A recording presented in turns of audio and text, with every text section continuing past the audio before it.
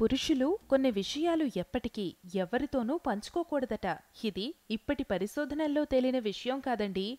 కొన్నేళ్ల క్రితం ఆచార్య చాణక్యుడు చెప్పిన మాటలు. చాణక్యుడి గురించి తెలియని వారుండరు. స్కూల్ పాఠ్యాంశాల్లో చరిత్ర గురించి చదువుకున్న వారెవరైనా సులభంగా ఆయన గురించి చెప్పేస్తారు. రాజకీయ చాతుర్యంలో ఆయనని మించిన వారు లేరు. ఆయన అనుసరించిన వ్యూహాలు, చెప్పిన సూత్రాలను నేటి ప్రజలు పాటిస్తే జీవితంలో ఉన్నత శిఖరాలను అధిరోహించవచ్చు. చాణక్యుడు చెప్పిన అతి ముఖ్యమైన నీతి సూత్రాల్లో ఇప్పుడు చెప్పబోయే కొన్నిటిని మాత్రం పురుషులు ఎప్పటికీ ఎవరితోనూ పంచుకోకూడదట. అలా చేస్తే జీవితంలో ఇక ముందుకెళ్లరట. ఇంతకు ఆ సూత్రాలేంటంటే, మగవారెప్పుడైనా ఆర్థిక సంబంధమైన సమస్యలతో కొట్టుమిట్టాడుతుంటే వాటి గురించి ఇతరులకు అస్సలు చెప్పవద్దట. డబ్బులు పోయినా కూడా ఆ విషయాన్ని ఇతరులకు తెలియజేయనివ్వకూడదట.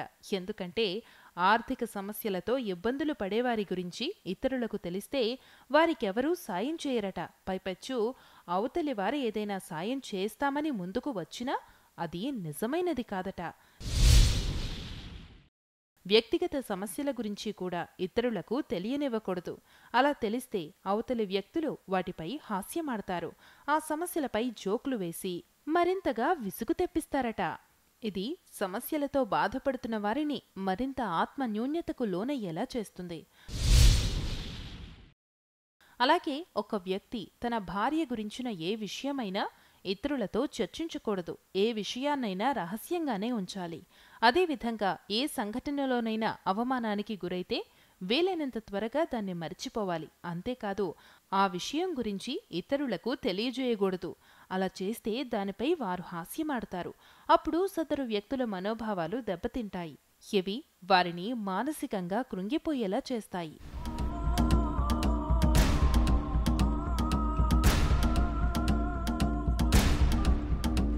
ఈ వీడియో గనక మీకు నచ్చినట్లయితే లైక్ చేయండి, కామెంట్ చేయండి, షేర్ చేయండి. బట్ సబ్స్క్రైబ్ చేయడం మాత్రం మర్చిపోకండి our YouTube channel plus TV.